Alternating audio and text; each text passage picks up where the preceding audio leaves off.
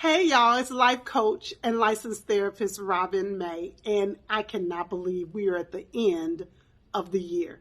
It seems like we were just in January planning for 2022, and here we are already prepping or already planned for 2023. The older I get, it seems like the years just go by like that. You know, I'm often drawn to people who are a lot like me, and that means we are driven and purposeful and goal-oriented, and those are often the qualities that have led us to a measure of success. But those qualities, when overworked or overused, can also be detrimental to ourselves. We can often have a demand of ourselves that's unfair. We can have unrealistic expectations. We can push ourselves to the point of breaking.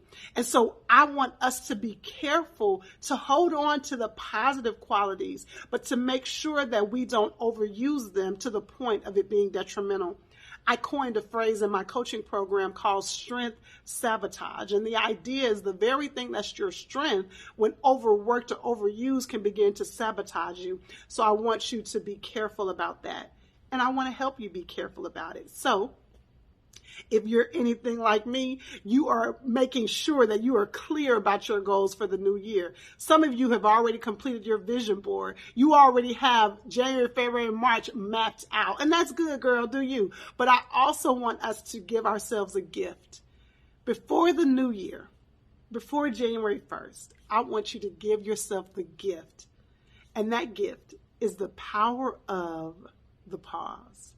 The power of the pause. If you've been rocking with me for a while, you know that my mantra is pause and pay attention. Pause and pay attention. I probably say it in every post. I want you to take time to pause and pay attention. I say it to my clients all the time, whether it's my clinical clients or my coaching clients. I say it all the time. And my clients keep it all the way real with me. And several times they're like, what am I paying attention to, Robin? You want me to pause and pay attention? What am I paying attention to? Well, I want you to pause long enough to pay attention to your life, to be brutally honest about what is working and what isn't working. So many of us are moving so fast and we are juggling so many things that we haven't taken time, or we rarely take time, or we have not made the habit of taking time to pause and pay attention. Because sis, what was okay for you when you were 25 probably ain't okay for you at 45. What was okay at year 5 of your marriage may not be okay at year 15 of your marriage.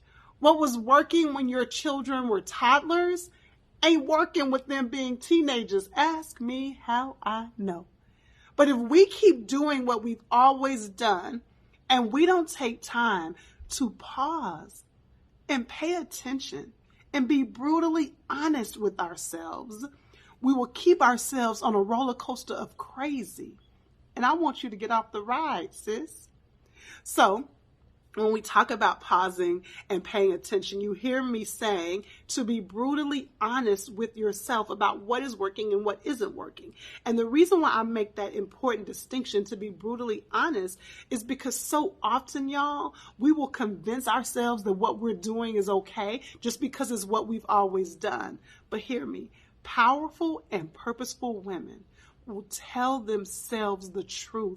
They face the facts, but they believe the truth. You face the facts and say, this ain't working no more. But I believe God is going to still bring about change or bring about restoration. You still believe what God says, but you face the facts. And hear me, you cannot, lean in, sis. You see, I just leaned in, lean in. You cannot change what you don't acknowledge. If you're not honest about your marriage, it's not going to change. If you're not honest about your health, it ain't going to change. If you're not honest about your relationship with your kids, it ain't going to change, girl. If you're not honest about your money, it ain't going to change. If you ain't honest about your career, it's not going to change. If you're not, and hear me, I want to keep it all the way real with you. I know how easy it is to bury your head in the sand. Let me just be real. I have a couple of areas right now that I know I've been burying my head in the sand. I have been ignoring what is right before. It's just too much. I talked to y'all before about putting it on the shelf. I done put it on the shelf, and now it done caught up with me. So I'm not judging you. We're there together. I want you to understand you got to be honest with yourself if you want to experience change. How do you do that? You're pausing and paying attention to your life. But I want to tell you how to do that. There is a 3-step process to doing that, okay? And I'm calling it the ABCs of pausing. So A is I want you to assess your life. Coming up in the new year, or maybe February, because I am flowing in 2023. I am flowing with God, and I'm flowing with the realities of my life. So it's either going to be in January or February. But I am going to give you guys an opportunity to go through this process with me that I do every single year. I'm going to give you an opportunity to invest in yourself. It's going to be an investment for this, but to go through the process with me.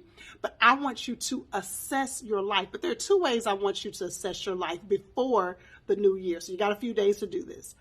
I want you to get a journal or get a sheet of paper, and I want you to write out January, February, March. I want you to write down all the months. And if you have to go back to your calendar to see what happened that month, I want you to assess what occurred in that month. And I want you to ask yourself 4 questions. What worked? What didn't work? What did I feel? And how did I respond to whatever was going on that month? What worked, what didn't work in January? How did I feel about what happened in January? How did I respond to what happened in January? What worked, what didn't work? How did I feel and how did I respond? I want you to do that for every month of the year. And then I want you to assess by categories of your life, your health, your finances, your relationship, romantic, your relationship, platonic, your career, did I leave out a category? Whatever the categories of your life, I then want you to do the same thing. What worked in my relationship, my marriage? What worked? What didn't work? How did I respond to things? How did I feel about things? I want you to assess all of those areas. And I want you to see if you see any kind of pattern. You know what? When I get really overwhelmed, I start dropping the ball in some things. Or when things are not going well in my marriage, I can tell that it shows up in this way. Or when I'm really stressed about the kids, I can tell. Like, I want you to see if there's any pattern. And so then you can ask the ultimate question. What do I want to do different? So as you're doing this pause and paying attention, it starts with A, assess. Okay, you got that? And then B, I want you to learn to breathe. And I want you to breathe in 2 ways. First, I want you to learn to breathe very practically. Every morning and every evening from today through the rest of this month, which is what, 3 days? From today until Sunday, I want you to practice this breathing exercise. So I want you to make sure both of your feet are on the ground, your hands are on your knees, and I want you to hold your breath for 3 seconds. And then I want you to release it for 3 seconds. So really it's a 3-part process. You're going to inhale for 3 seconds and tighten up. Then I want you to hold that for 3 seconds. And then I want you to release it for 3 seconds. I want you to do that every morning 3 times. And every evening 3 times. So I'm going to do it one time for you right now. You ready? So this is what it looks like.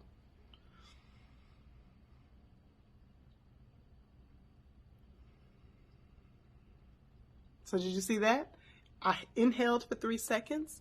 I held it for 3 seconds. And I released it for 3 seconds. I want you to do that 3 times in the morning and 3 times in the evening. Why do I want you to do that? Because remember, we are practicing the pause. You're giving yourself the gift of pausing. And many times we need to do things physically so that we can do it emotionally. And what do I mean by doing it emotionally? Remember, I said I want you to do breathing or practice breath 2 different ways, physically and emotionally. Because when you learn to do it physically, you can learn to do it emotionally. And what does that mean? Well, this has become a common theme the last few weeks with the people that I'm working with, and even personally with friends. This has become a common theme. And I've been telling the people in my life, don't allow your emotions to bully you. See, these distressing emotions come up and we so don't want to face it. We so don't want to deal with it that we pretend it's not there and we try to resist it. But often resisting it makes it worse. And so I want you to learn to be able to breathe through it. The grief, Feel it and release it. The anger, feel it and release it. The sadness, feel it and release it. That jealousy that comes up, feel it and release it. That overwhelm, feel it and release it. I want you to recognize that the feeling is fleeting. It will come, but it will go. And when you learn to feel it and release it, you'll recognize that it doesn't have to bully you. It doesn't have to control you. Feel it and release it. So I want you to A, assess your life. B, learn to breathe through life, physically and emotionally. And then C, and this might be the most important, I want you to have the courage of curiosity. One of the things that often happens is that we are really hard on ourselves. Why did I do that? Why did I respond like that? Why haven't I gotten to this place yet? Why am I still feeling that? Why am I still stuck at this place? And we often are so hard on ourselves and we judge ourselves, and that judgment prevents us from exploration. The judgment is a wall, and we don't have an opportunity to explore what that situation, what that feeling, what that thought is there to tell us. We're so judgmental about it that we aren't curious about it, so we don't learn about it. I want you to give yourself be courageous enough to be curious about why you did that, why you responded like that, why you thought that. When you have a distressing feeling, what is the thought connected to the feeling? The thought is not floating out by itself. The feeling is not floating out by itself. That feeling is connected to some thought. I want you to get clear about the thought, because as you get clear about the thought, that will reveal the story you are telling yourself. And when you get clear about the story, baby, you'll discover that that story was based on something that happened when you were a baby. When you were 5 and 10 and 12, that story is something that happened in that relationship. That story is something that happened in a dynamic that you're no longer that person anymore. If you can get curious, you'll discover some things about yourself that can give you clarity for your future. So, as you learn to pause and pay attention, I want you to assess. I want you to breathe, and I want you to be curious. And I want you to try to do that before the new year. It's the power of pausing. There is so much power when you give yourself the space and the room to be really honest about what you are experiencing. You know, in the new year, I'm going to spend some time talking about the importance of personal responsibility. Listen, if you're one of the people who begins to say things like, you know what, I am not going to give my time and attention to people that don't deserve it. I want you to reflect on that. And I want you to consider if maybe you need to adjust your boundaries so that you're not constantly in these situations. I want you to begin to take personal responsibility for your world. Because the truth is, girl, we can barely control ourselves. We sure can't control nobody else. So if you can take personal responsibility, there is so much power in self-awareness. There's so much power in self-awareness.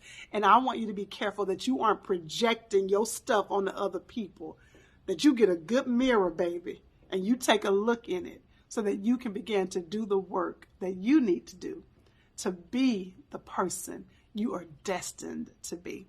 So before you start beating yourself up about all the goals you got to do in 2023, and before you start putting all these demands on yourself, can you give yourself the power, girl, of the pause so that you can begin to breathe through and flow through the next year? All right, I want to hear from y'all. Comment below. Share this with somebody if it encouraged you. DM me. Let me know your biggest takeaway from our conversation. All right, I'll talk to you soon.